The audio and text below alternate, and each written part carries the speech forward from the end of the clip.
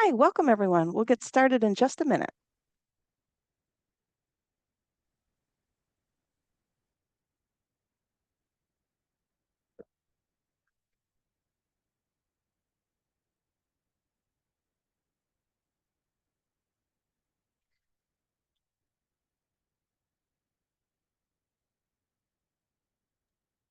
Hi, welcome everyone. Welcome to today's webinar on assessing and improving social equity and marine conservation, introducing a new IUCN guidebook. Um, we are very pleased to have all our presenters and panelists here today. We have Nathan Bennett of WWF and the IUCN People and Oceans Specialist Group. We have Mark Andrachuk of Reconnect Consulting. And as panelists that will join us later in the webinar, we have Stacy Jupiter of the Wildlife Conservation Society and Laure Katz of the Blue Nature Alliance. I'm your host today. I'm Sarah Carr. I'm Chief Knowledge Broker for OCTO, Open Communications for the Ocean. For those of you who aren't familiar with OCTO, we're an NGO that connects ocean professionals to the knowledge and networks they need through our webinar series and our MPA help, EBM help, and ocean plastic list communities. We also provide custom consulting services. So today we'll have a formal presentation by Nathan and Mark, and then we'll have Q&A, and we'll hear also from our panelists, Stacy and Laure. So during today's webinar, if you want to submit questions, you can send in your questions through the chat panel or the Q&A. The Q&A is a little bit easier to moderate, but the chat panel has the advantage that you can post questions that are seen by the whole community. So if this is a question that you might want information from all of our other attendees and participants today in the webinar, feel free to put it in the chat and make it visible to everyone. And we welcome you to use the chat today to share information on the topic. We just ask that anything you post in the chat be professional and on the topic. All right. Thank you so much for being with us here today, Nathan, Mark, Stacy, and Laure. But we'll start with Nathan. I'll turn it over to you now. Great. Thank you. Thank you so much, Sarah. It's really my pleasure to be here this morning. And for those that don't know me, my name is Nathan Bennett. I'm the Global Oceans Lead Scientist at WWF, and I'm also the chair of the People in the Ocean Specialist Group with the IUCN Commission on Environmental, Economic, and Social Policy. And before proceeding, I just want to really recognize the critical role that OCTO and MPA News and EBM News and the entire ecosphere, if you will, of services that they provide, which I think is just really critical for the marine conservation community in terms of capacity building, sharing, knowledge brokering, and the like. So it's my pleasure today to really present to you this guidebook for assessing and improving social equity and marine conservation. This is something that we've been developing over the last few years, and we really talk a lot about equity and marine conservation and conservation in general, but our understanding of how to assess and move that into practice is still somewhat limited. And so this guidebook really fills a critical niche in the field in terms of developing guidance on how to measure and improve equity. Myself, I co-developed this guidebook alongside Mark Andrachuk, as well as with the support of a number of different organizations, and that includes the IUCN Commission on Environmental, Economic, Social Policy, WWF Global Science, with support from the Blue Nature Alliance, alongside WCS Conservation International. And this second slide should be this one. I would be remiss if I did not recognize as well that this guidebook was also developed with a long list of co-authors who were part of a expert working group from all over the world that worked alongside us. And I don't have time to go into the long list here, but I just want to really recognize that this was a group process and product. So today, what we're going to cover in this webinar is first, we're just going to provide a little bit of background to the guidebook for assessing and improving social equity and marine conservation. We'll talk about why it's important to assess equity in conservation, talk about the process of developing the guidebook, and then we'll dig in on this topic of what is equity. In addition, we'll dig into the three different approaches that we developed for assessing equity, which is a rapid approach, a stakeholder and rights holder approach, as well as a co-produced approach. And we'll talk about why and when each of those approaches might be used. And then we'll zoom back out. We'll talk a little bit more about some of the key considerations when doing equity assessments in marine conservation. And we'll talk about how really our emphasis here is on learning and improving equity and what it requires in order to achieve that. And then finally, we'll end with an open invitation to download and use the guidebook in your own ways. And then we have two presenters, Stacy Jupiter and Laure Katz, who will be jumping on and providing their thoughts on how the guidebook might be used in the future. Now, before I go too much further, I just want to start with paying homage to the origins of this guidebook and how it developed over time. First, I want to harken back to the Human Dimensions of Large-Scale Marine Protected Areas think tank that happened in Hawaii in 2016. This was a global meeting that brought together more than 150 individuals from all over the world to discuss the human dimensions of large-scale marine protected areas. And during the middle of the workshop, in a plenary section, a very challenging conversation arose about the times when marine protected areas or marine conservation initiatives lead to negative consequences for local communities or for the people that live nearby. And rather than avoid that conversation, we decided that we would dig in and we would instead focus on how to address those issues head on.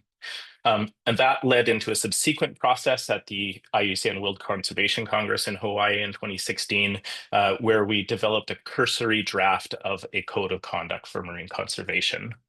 And then subsequently, alongside the Blue Nature Alliance, I worked to develop a code of conduct to guide their investments and work in marine conservation. And together, we also developed this initial paper on advancing social equity in and through marine conservation. And of course, this paper came out in 2021 at a critical time for the marine conservation community and the conservation community in general, because it was during the development of the Global Biodiversity Framework. And as we all know, the Global Biodiversity Framework took up equitable governance in Target 3 alongside the need to do effective management.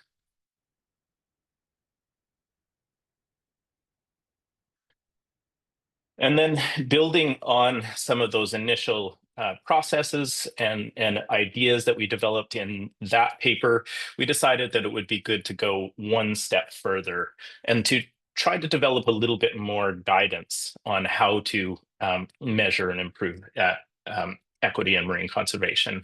And so we started a new project building on our previous initiatives where we really adopted the central question of how can we evaluate progress towards equitable marine conservations that lead to meaningful action in the places where we work, and in particular for managers and practitioners. And so out of that central question, we decided that the outcome of what we wanted to work on together was to develop a freely available guidebook for any teams or organizations that are hoping to work in this space on social equity, that we wanted to develop a guidebook that was applicable across all different types of marine conservation initiatives. So that could include large-scale marine protected areas, smaller marine protected areas, or OECMs, or other types of marine conservation initiatives, such as locally managed marine areas. And that ultimately, the goal of the guidebook would be for teams that wanted to make some sort of positive change in the places where they worked.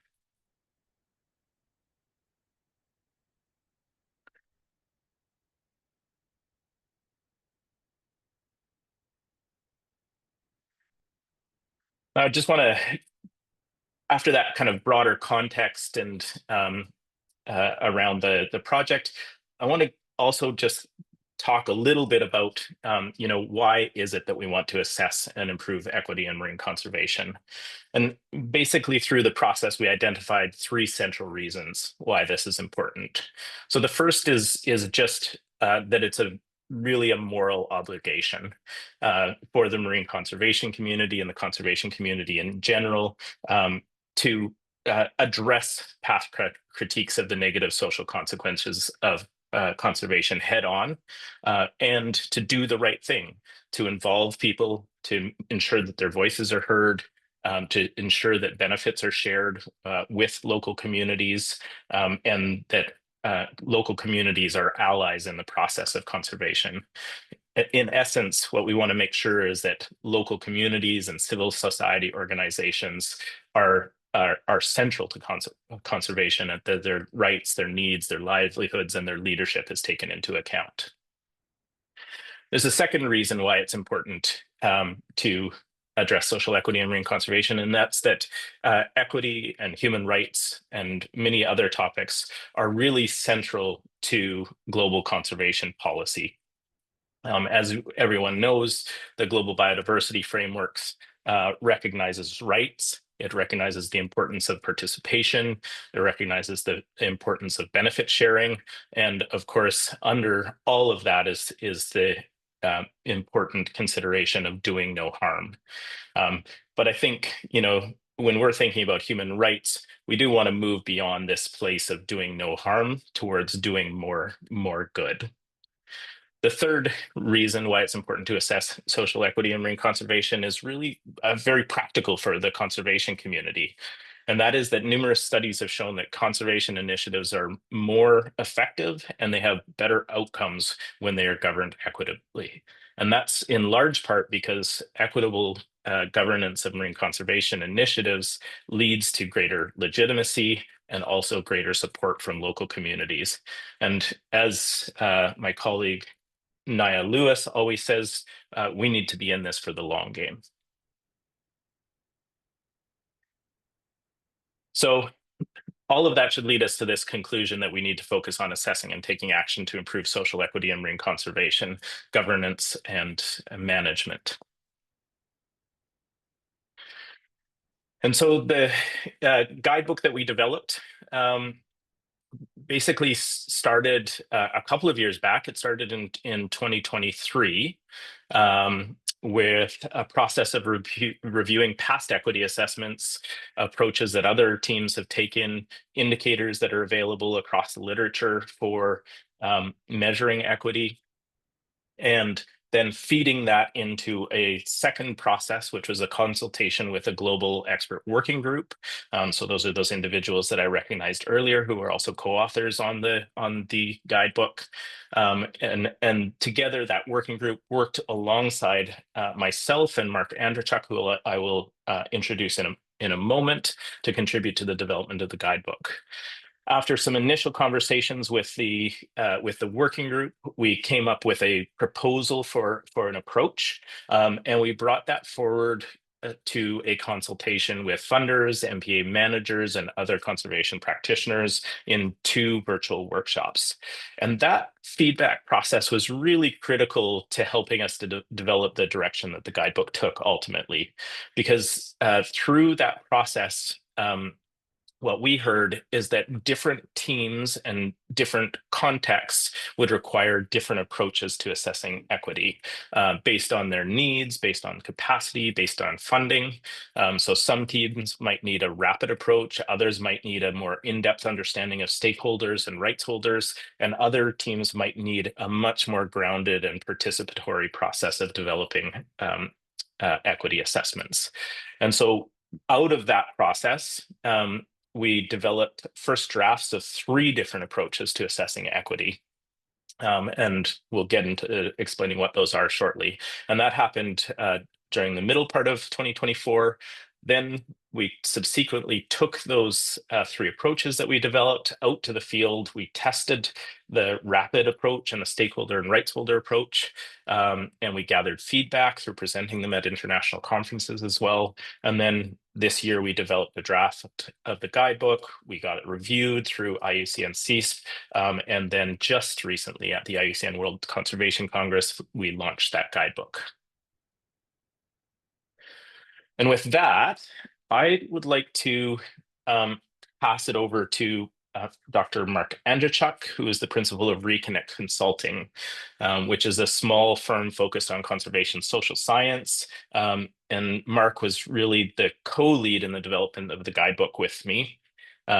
And he's got over 15 years experience supporting organizations, governments, and communities to address environmental challenges through real solutions-oriented research.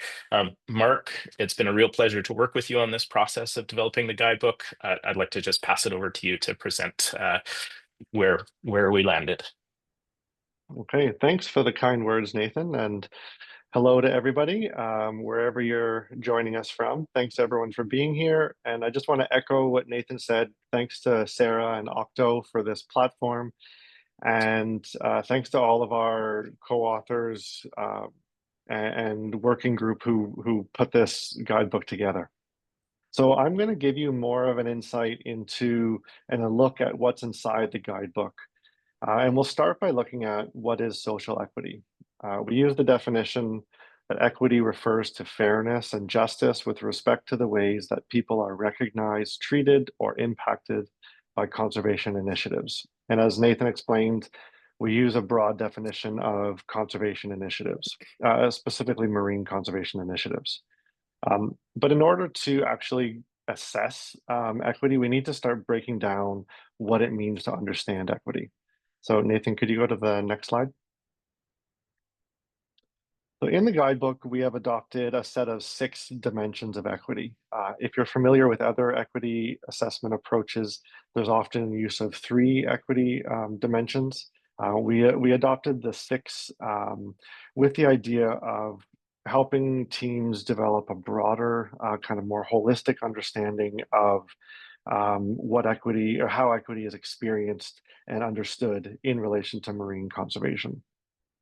But again, these definitions or these dimensions, aren't phrased in ways that are ready to be assessed in themselves. We had to break them down further. Next slide. So what I want to show you on this slide is how we went from these 6 dimensions of equity to attributes and indicators of equity. So for each of the 6 dimensions, I'm showing 3 of them here on this slide, but for each of the 6, we identified relevant attributes. And you'll see in the guidebook, there's around 50 attributes in total. And then each of those attributes was paired with an indicator. And so the indicators were meant to be things that were measurable. They could have a positive or negative response, and things that you can actually give a response to directly. So for example, at the top, we see recognitional equity and then resource users as one of the attributes. And the indicator we developed was whether or not resource users are recognized as rights holders. So you can look in documentation to see if there is formal recognition. You can also ask questions about whether or not people feel recognized within management process and governance processes. So I know this is a pretty quick explanation, but I hope it gives you an idea of our process for developing this part of the guidebook. Next slide. The next point that I want to touch on is the importance of thinking about equity assessments as one step along a journey of learning and action. In this figure, you see that the starting point is obtaining commitment to addressing equity. Then you move towards designing an actual equity assessment. And much of that is done in the guidebook itself. Depending on which approach you draw from, a lot of that is already there for you. The next step is to actually carrying out the data collection and the analysis. And then you're in a position to reflect on the results and deliberate actions. And then finally, it is critical to take action and implement changes. So there's 2 things I want to highlight here. One is this important feedback loop. And it's really about an adaptive process. So once you implement actions, it's critical to reflect on those actions and assess whether and how they're playing out on the ground in real life. The second point I want to make is that carrying out the assessment, collecting the data, analyzing the data is really only one step along this journey. So we need to think about that broader kind of longer term process, as Nathan also talked about. Next slide. Now we get to our 3 approaches for assessing equity. For anything, you can go to the next slide again there. Perfect. So why 3 approaches? We heard from managers that they have differing needs, differing capacities and timelines. We heard from some managers who really didn't have time to take on any more work. They needed something quick and easy to implement. We also heard from managers who said, no, we really need to go in depth right away. We need something that helps us really unpack some of these kind of complicated issues. So we also heard about the importance of different types of marine conservation initiatives and differing stages of implementation. So whether you're in the planning and preparing to implement a conservation initiative, or if you are 10 years after implementation, we heard that there's different kind of desires and needs for how an equity assessment might play out on the ground. So with all of that in mind, we developed a series of tools rather than just one that can meet different needs and which are also adaptable in themselves. So next slide. Importantly, all 3 of the approaches are based on assessing and embedded within all 6 of the dimensions. So regardless of how deep you go in the assessment, whether you're using a rapid, a stakeholders and rights holders, or a co-produced and customized, regardless of the depth, you still have that breadth of looking at all the dimensions of equity. So it's important to tie these all together. Next slide. So now I get to walk through each of those 3 assessment approaches. The first one is the rapid equity assessment, and it is meant to be exactly as it sounds, rapid and easy to implement. The main intent of this tool is to gather insights from managers or other key experts through a series of meetings and interviews or surveys. This tool is ideal as a starting point for thinking about equity. It can also be a companion that can be paired with other ongoing assessments, or it could also be used when funding and capacity are very limited. So obviously there are limitations when using this approach or when talking to only a small group of management insiders. This assessment tool does not capture the perspectives of any rights holders or stakeholders. The one exception would be if you're in a co-management or agreement and there are rights holder groups kind of involved with management already, then you might be capturing some rights holders in there. In the guidebook itself, what you'll find is a description of the rapid equity assessment, and then there's supplementary material at the end of the document. And with that, you'll find everything you need to carry out an assessment. So for the rapid assessment, there are scripts for introducing the assessment, there are consent and permission forms, and then there's the actual survey questions for carrying out an assessment. Next slide. The second assessment approach is the stakeholders and rights holders equity assessment. This approach aims to generate broader awareness and understanding of equity through engagement with all stakeholders and rights holders groups. Using this tool, stakeholders and rights holders groups are engaged through a survey that takes about 1 to 2 hours. So each survey takes about 1 to 2 hours to complete. This approach is well suited when there's broad support for conducting an equity assessment and also for addressing and identifying changes. So addressing inequities and identifying changes. One limitation of this approach is that it is dependent on how well you or a team identifies and engages the full range of stakeholders and rights holders.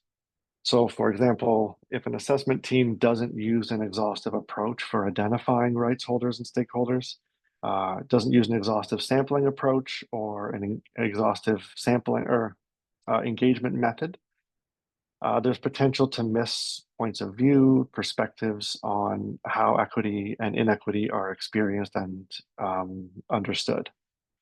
So similar to the rapid equity assessment, in the guidebook, you'll find an explanation of this assessment approach, And then at the end of the document in the supplementary materials, you'll find everything you need from scripts to consent forms and questions for carrying out an assessment. Next slide. The third assessment approach is the co-produced and customized equity assessment.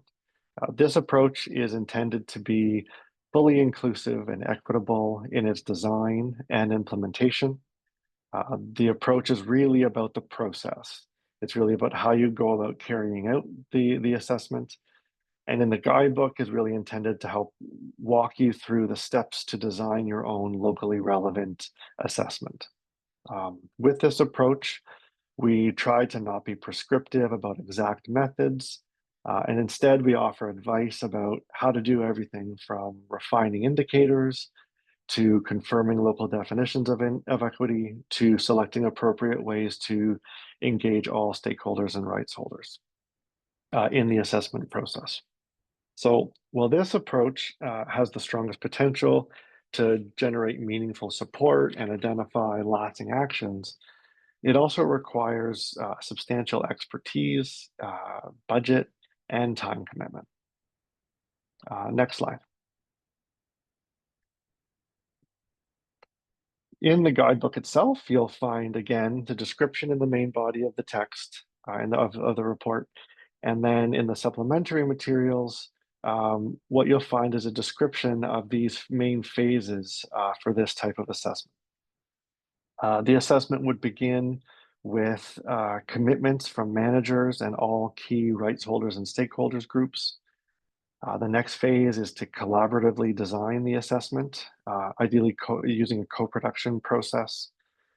This means that the assessment team will confirm relevant attributes. Sorry, I guess you'd start with confirming the goals of the assessment and the purpose of the assessment, confirming relevant attributes and indicators and how people understand equity and specific dimensions of equity. And then you design the actual methods for data collection. And the way we think about it is you can draw from the other two approaches as much as possible, or as much as relevant. So the survey questions are already in the first two the first two assessment approaches. So you're free to draw on those and pull those into this process. Next slide. It's something that I want to come back to is the flexibility and adaptability of the three approaches. All three approaches are embedded in that framework of the 6 dimensions, but we really also encourage you to take each one and make it your own. This means taking the time to test and refine each of the indicators and survey questions to ensure that they make sense. This is especially important if you're translating to different languages or applying them in different specific cultural and governance and conservation contexts. Something else that I want to touch on here is that we often get asked how to choose which assessment option to use. And the best way that I can explain it is that you really need to familiarize yourself with each of the tools and the details of each one, and then evaluate what time, resources, and expertise you are able to put towards an assessment. All right, next slide. So there's one last topic that I want to touch on today, and that is in the guidebook, you'll find a set of considerations for all equity assessments. There's 19 considerations, and they're organized into these 4 groups that you see there. So the first one is choosing an approach. The second is preparing for an assessment, then carrying out an assessment, and moving from assessment to action. So when you take all these 19 considerations as a whole, our intent with providing them was to help you anticipate challenges you might face and for carrying out your assessments as fairly and equitably as possible. Next slide. So I'm going to touch on one of the considerations as an example. This is the one on analyzing and visualizing results. As this slide is showing you a variety of figures, there's a wide range of ways to analyze and visualize results. And you'll need to make decisions about what expertise you have on your team, what you're able to prepare, but also you need to focus on what's most appropriate for your audience. So if you look at figure E there in the bottom left, that's a box plot. And box plots are excellent for showing the range and distribution of responses related to a particular indicator. But at the same time, they're often best for a scientific or a technical audience who knows how to read what the different lines and boxes and size of boxes mean. Um, so you can explain that to a community organization, but it all depends on um, what time and resources you have to go ahead and do that. Most importantly, though, the thing that I want to highlight again is that the presentation of results should lead to meaningful discussion. So however you present results, you need to tailor it to your audience so that you have meaningful discussion about areas of concern of equity and inequity, and then also that lead to deliberation about potential actions. Next slide. And we can actually go to the next slide again there. That's just showing the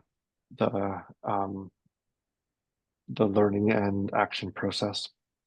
So as I said earlier, equity assessments can be most effective when there is commitment for action from managers, rights holders, groups, stakeholders groups, and all other decision makers. So with this in mind, I want to emphasize that important steps for all of the equity assessments, no matter which approach you take. It's important to communicate those results to end users and participants. It's important to deliberate on those results and select actions as collectively and collaboratively as possible, and then commit to actions and ongoing learning. And with that, I'll pass it back to Nathan. Wonderful. Thank you so much, Mark. So that gives you just a big, broad sense of what is in the guidebook. And really what I want to leave this group with, and anyone else who's watching this webinar, is that this is now an open invitation. Our goal has always been for the guidebook to be freely available, to be usable, to be accessible to anyone that wants it for their own purposes.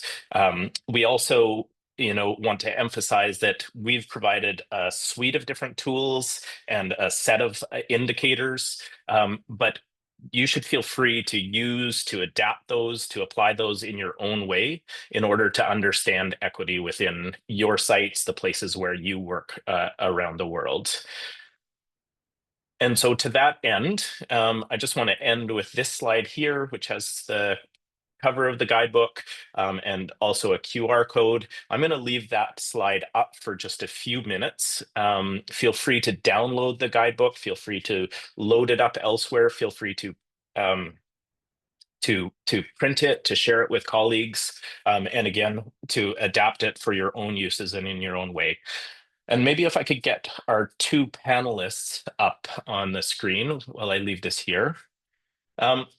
What we're going to do now is that I have two panelists who I've invited to reflect on the guidebook, on its usefulness and on how it might be used. And I'm just going to quickly introduce the two panelists, and then I'll turn it over to each of you to make some comments on how you see this guidebook being used and what you think our next steps are. So the first panelist is Laure Katz, who's a marine ecologist and ocean conservation practitioner with over 20 years of global experience spanning all 5 ocean basins. Laure serves as executive director of the Blue Nature Alliance, which is an ambitious global initiative founded by Conservation International, Pew, the Jeff, the Minderoo Foundation, and the Rob Walton Foundation to accelerate the pace, scale, and effectiveness of ocean conservation globally through partnership. Thank you, Laure, for joining us.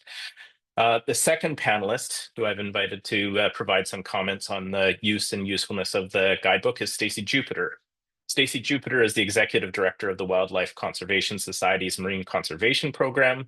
She has over 2 decades of experience in research and management of tropical coastal ecosystems, particularly in Oceania, where she has supported governments and communities on a broad range of marine conservation initiatives. Welcome, Stacy. Thank you both for being here. So I'm going to now stop sharing my screen. And that way we can bring the panelists up a little bit larger. And maybe I'll start with you, Laure. Do you want to just provide us with some of your thoughts on how you see the guidebook being useful and used, and what you think are next steps? Sure. Thank you, Nathan. Just confirming you guys can hear me all right? Yes, we can. Great. So I actually wanted to go back in time a little bit because my reflections on this topic actually started at the beginning of my career, and it's really fun. I'm seeing a few early collaborators in the participant list here, so hello to everyone. I had the incredible privilege of starting my ocean conservation journey and career in West Papua, Indonesia, and I spent 4 years working directly with Papuan communities in Raja Ampat, working to co-design a network of marine protected areas with them and then set up co-management systems. And at the time, our kind of collaborative work across what's called the Bird's Head Seascape was considered the largest investment into ocean conservation ever at that point. And it was largely motivated because this was the very epicenter of global marine biodiversity. So there was this massive influx of funding and NGO energy because of this biodiversity. But what was actually, to me, the most remarkable piece of that work, and often overlooked, is that throughout that kind of ocean conservation and creation design process, embedded was an explicit objective. It wasn't implicit. It was an explicit objective that, equal to the biodiversity conservation, was an objective about social equity. And that those were held kind of on par throughout that design process. So every aspect of the MPA network and its management were co-designed with Papuan communities who had tenure or rights over these waters. And they were designed not only to protect biodiversity, but to intentionally strengthen their tenure rights, to reinforce their cultural practices, and to address real stark food and economic security challenges. And so it probably won't come as a huge surprise to this group and this audience, but subsequent impact monitoring of this work show that those MPAs that were co-designed and co-managed, and in particular were patrolled by communities, they not only had higher social impact and benefits for those communities, but they also had significantly more biodiversity impact. They were more effective to meet their biodiversity goals. And so for me, thanks to those mentors and communities in West Papua, kind of the connection between equity and effectiveness in ocean conservation has always been inherent. Those two are not kind of independent ideas. But what I've learned has kind of opened my aperture more globally, is that in our community at large, while the intention is really strong, that idea and that connection between equity and effectiveness is often abstract. It's not as clear to people how we account for equity in our work. And so I hear questions all the time. Who's responsible for it? Whose responsibility is it? Is it governments? Is it NGOs? Is it donors? What does it look like in practice? Is it expensive? Is it going to slow us down? Like, do we have the time for this? How do we know if we're doing it right? There's so much criticism of how we do things. Like, how do we even know? And will it reduce our biodiversity impact? And so these are questions that we hear thoughtfully brought up, not in a critical way, but brought up kind of continuously.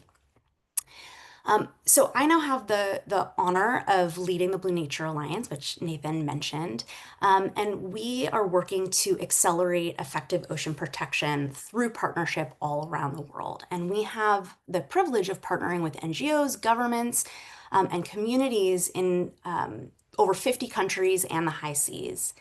And in each of these partnerships, we talk about our code of conduct and our social equity principles. And in those conversations, many of these legitimate questions emerge. The same questions come up as we talk to our peer funders and we have conversations with them. Again, these well-intentioned questions come up.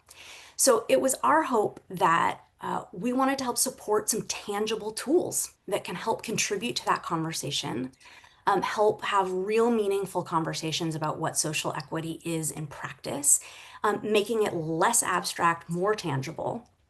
And so this guidebook is one of those tools that we're really honored to be a part of. Nathan already spoke to our collaboration on the code of conduct and the paper that came out of that. We're now incredibly proud to be supporting the authors of this guide. And we plan to share it with all of our partners globally and to have discussions with them around which of these approaches, the 3 approaches, would be appropriate for them. I just note, I think the flexibility of those approaches is what's so powerful here. We also hope to have Nathan and Mark join a conversation about the guide with the 30 by 30s Marine Funders Action Network, which they don't even know about yet. So here's your invitation, guys, which is a group of funders dedicated to supporting 30 by 30 action for the ocean, so that we can have a similar conversation about what it really looks like within the donor community. Lastly, we're also supporting a related effort through the Colorado State University's Center for Protected Area Management to develop a course on social aspects of marine protection. And so just a little shout out, there's an Octo webinar on that new training that's going to be on November 13th. So that's a parallel initiative, and we hope to see you all there. So with that, I will stop and thank Nathan and Mark and the entire contributing author team for the thoughtful and useful guide and for giving me the opportunity to share some thoughts. Wonderful. Thank you so much, Laure, for sharing those thoughts and in particular for grounding us with a real story of a real place. As you pointed out, we can stay at a really high level when we're talking about equity and marine conservation, but this is really about real people, real conservation initiatives, and human lives and well-being.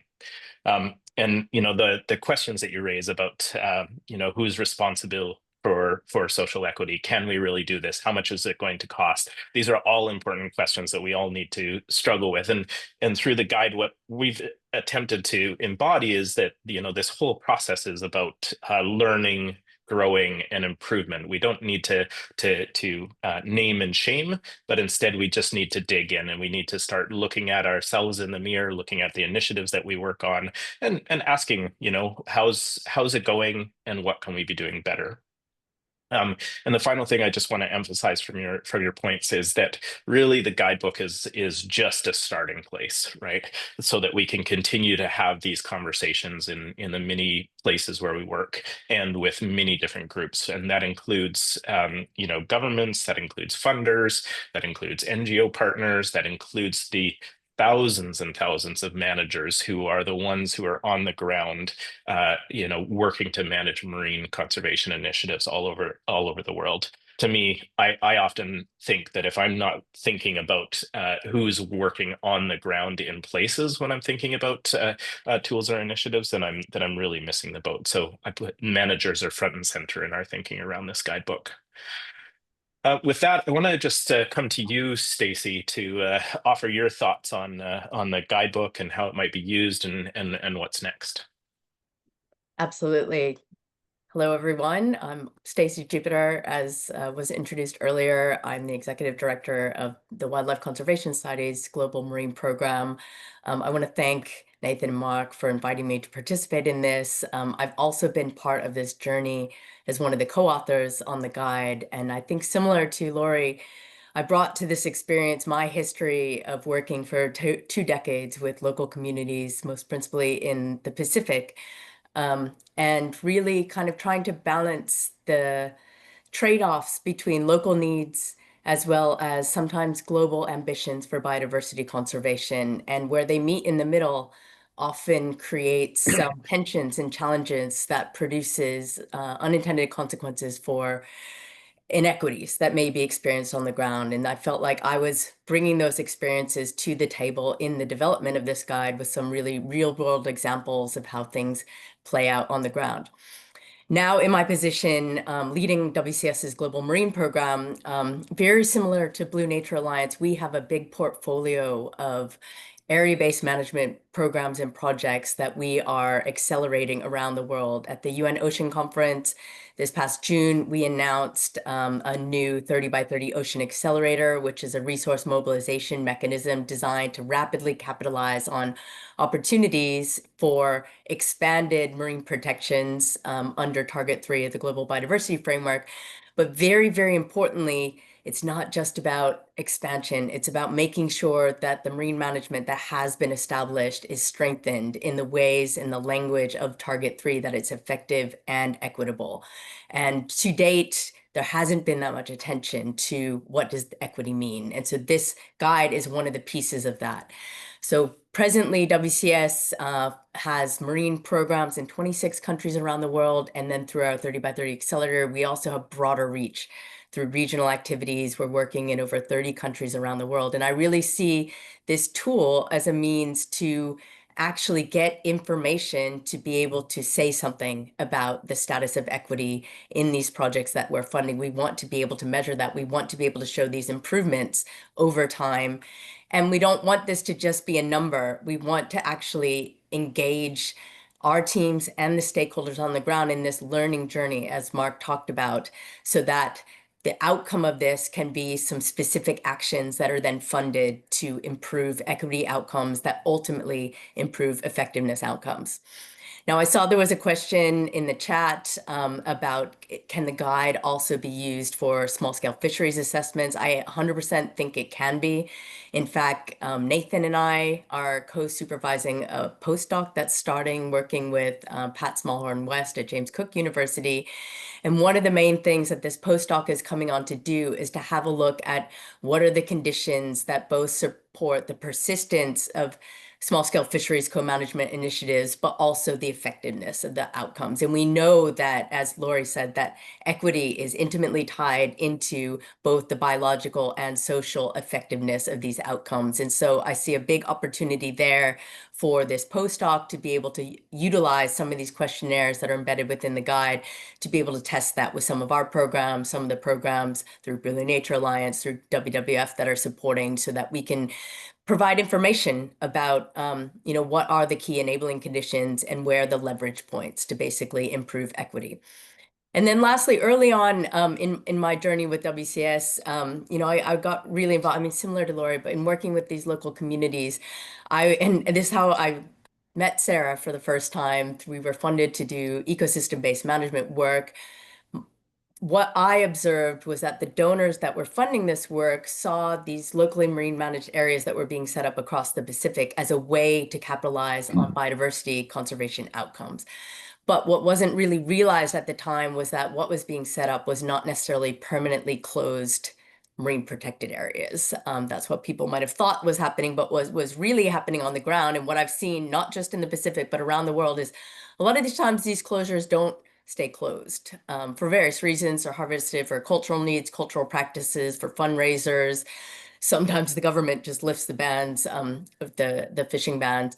And so we embarked on a study to really understand what is the outcomes of this. But a lot of the decisions that are being made about when to open, how long to keep it open, how much to take, relates to equity considerations. And so I have already passed on the guide to a PhD student that I've been working with in French Polynesia that is looking at evaluating equity outcomes through these Rahui which are these temporal openings of these areas. And I see a lot of opportunity for the guide to be used in those contexts to make sure that it's not just a small group of people that are benefiting in an elite capture situation, but that the benefits can be spread more broadly to the broader part of the broader set of the community and the stakeholders who are affected. So I'll stop there and say thank you very much. Great. Thank you so much, Stacy.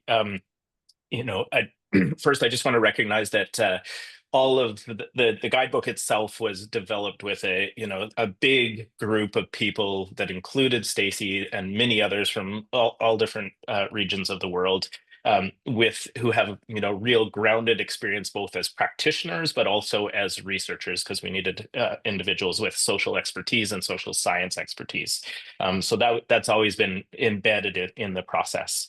And I think you've hit the nail on the head in terms of what we're really trying to do is provide people with this tool, right? Something that they can use for themselves, for their own purposes, to be able to communicate about equity with various partners, whether that's funders, whether that's with themselves for their own self-reflection, or whether that's with communities in order to come up with some sort of practical insights into the improvements that need to be made. What sorts of investments do we need to be making in order to change things on the ground in the different places where we work. With that, Sarah, do you want to just come up on the screen? And I know that you've been taking a look at the questions. Would you like to bring some of those questions forward for the panelists to answer? Absolutely. Okay, thank you, everyone. I mean, this was a great presentation, and we appreciate the comments at the end from the panelists as well. Just so everyone, just a refresher that you can put in questions into the chat or the Q&A. So we already have several questions. I'm going to start with this one. The guidebook and assessments are nice, and I appreciate the multiple approach options. Some questions: is there an online version of the assessments yet? And then they asked about some specific platforms such as Kobo Toolbox or Eleanor. Yeah, I can take that one really quickly, Sarah. So our phase one of the project was really to go through and develop the guidebook and the 3 different methods and the tools, and then launch that out there for people to start using. From here, our next phase in the project is really to continue to build on what we've done, to take learnings from various people that are testing it in various places around the world. And our hope is that in the future that we might be able to take on a phase 2 of the project, and that would be to develop some sort of an interactive platform or some sort of way of further developing it, making it more accessible, doing some capacity building around the tool. But as it stands, we don't actually have any funding for the next phase of the project. So wish us luck, I guess I could say in response to that. But we do welcome any thoughts that you might have. You can email Mark and myself with any of your thoughts on what sorts of next steps do you think are necessary to be able to make this more useful, to make it more user-friendly, to make it more applicable, and to make it more accessible to a much broader audience. Does anybody else have anything they want to add on that one? No, then let's jump on to the next. All right, thank you. And another question that came in: so very excited to see this and a tool that is specific to marine/fisheries communities. Thank you so much for all of your work. I've not had a chance to read the full guide yet. Is there any guidance on monitoring that equity is being honored for the duration of a program or project? And it also says MEL or GRM guidance. Mark, do you want to take that one, or Stacy? Sure. Just a note there, MEL, I think, is monitoring, evaluation, and learning. GRM is, I'm not sure the GRM. Grievance redress mechanism. Okay, there we go. Okay, great. Thank you, Stacy. Thank you. Yeah, so we don't have a specific guidance in the sense of embedding this in a specific MEL or GRM process, but this is why we kind of emphasize that long-term learning loop, and the adaptive learning, the adaptive change. So in my mind, and I know Nathan and I have had these conversations, and with our broader group also, that we see this being adaptable to any type of process. So yes, you can take this and embed it. You can take pieces of it as you need. Our idea is take this and use it as you need it. Stacy, did you want to add to that, or Nathan? Nathan? I mean, Go ahead. as Mark said, I think that the questionnaires could be included as part of an ongoing MEL for a project or program or specific managed area. And then if you find in implementing the surveys that the scores are low, suggesting that there are conditions that there are existing inequities, that probably means that there are going to be conflicts, in which case, and any good program or project should develop a specific grievance redress mechanism, some formal way that grievances can be communicated and addressed, and a forum for them to be aired and discussed. So when you're doing the surveys, if you note that things are low, that does mean you need to pay special attention to making sure that there is a way to address grievances. Okay. Thank you, Go Stacy. ahead. Thank you, Mark. Anything? No, go ahead, Sarah. Okay, great. Thank you, guys. Another question, what is the relationship between this tool and a more formal social and environmental and human rights impact assessment that new marine protected areas should undertake prior to designation? Do you want me to take that one? As Yeah, someone sure. who Go ahead. Go ahead, Stacy, who's and had I to can work also to build on it. develop, a lot of environmental social management systems. So those are typically done prior to a project being started or implemented to pre-identify risks. And the assessments through this guide are more things that you would monitor in the duration, and they can be linked back to the risk assessment. And those risk measures can be changed and updated as they should be as risks are identified through this type of ongoing monitoring. Okay, thank you, Stacy. Yeah, And that, let me just build on that really quickly, Sarah, to just say that doing risk assessments ahead of implementing an initiative is fundamental to a human rights-based approach to conservation. Under human rights law, basically we need to understand the potential social and environmental impacts of an initiative, whether that's a development initiative, whether that's fisheries management, or whether that's marine conservation. And so that's something that we need to do before we do something. And that's just mandated by our commitments under the Global Biodiversity Framework and under broader human rights law. This social equity assessment is more likely to be something that you would implement later in order to assess where you're at and to make ongoing improvements over time. So that's just a really fundamental point, that this is not mandated under international law, but environmental social safeguard framework and future assessments are mandated under law and our commitments to human rights-based approaches. okay, thank you so much, Nathan. And that actually answered another one of our questions that had come in too, in terms of the timing. Another question, Laure mentioned the difference when involving communities in the creation of MPAs. And even if this is clear, I'd like to understand better, how do we reconcile the participation of fishers in monitoring and enforcement with the harm this represents to their livelihoods in terms of time spent and even to their security when facing IUU fishing and even organized crime? Laure, do you want to take that one since you're called out there?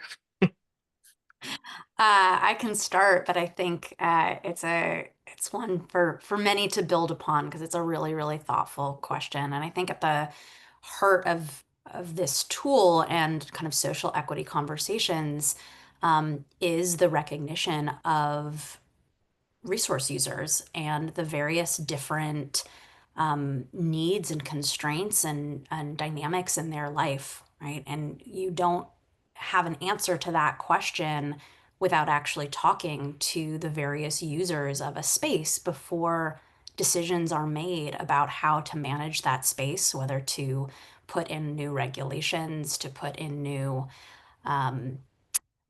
barriers to use or change of use patterns. And so I think one of the most kind of fundamental starting places in this social equity conversation is the actual time it takes to have conversations and real meaningful input from diverse stakeholders and resource users. The question implies another element of that, which is that time is valuable, right? And that the donation of that time to participate in conversations actually comes at a cost, right? That it is not necessarily the responsibility of resource users to give their already strained and well allocated time to conversations around the use of these areas. And so I think really thoughtful approaches to incorporating social equity in the design of new ocean conservation initiatives is going to include some level of accommodation for that time, right? Of making it as easy to participate as possible, and potentially other ways of compensating for participation to make sure that that is not at a loss or a cost to people. There's many more layers of that. That's kind of the starting point. So I'll turn over to colleagues to build from there.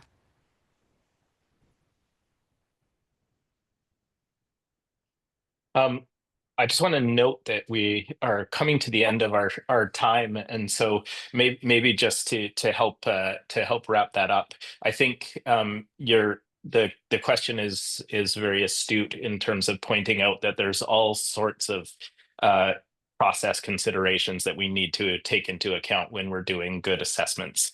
And I think some of those are brought up in the guidebook and discussed there. So I invite you to, again, go back to the guidebook, download it, take a look at all of the different sort of process considerations that are required when doing social equity assessments across all of the phases of the process. And I think, just in general, the question points out the need to be really mindful in the way that we engage and the way that we bring these results back to communities for discussion and for future action. And just to respond to one other question, we definitely encourage people to take the thinking in this guidebook in the spirit in which it's given and adapt it to other uses. So whether that is fisheries management or marine spatial planning or terrestrial conservation, there's definitely ways that this thinking can be adapted and applied in other contexts. Again, we see this as a starting place, and we invite you to engage and use it in your own way. Right. Do all of you have a few more minutes? We could handle maybe one or two more questions, or do you need to hop off? Nathan, Mark, Laure, and Stacy.